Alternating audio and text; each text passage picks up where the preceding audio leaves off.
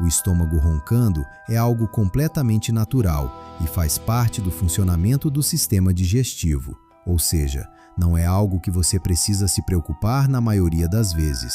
Agora me conta aqui nos comentários, o seu estômago ronca muito durante o dia?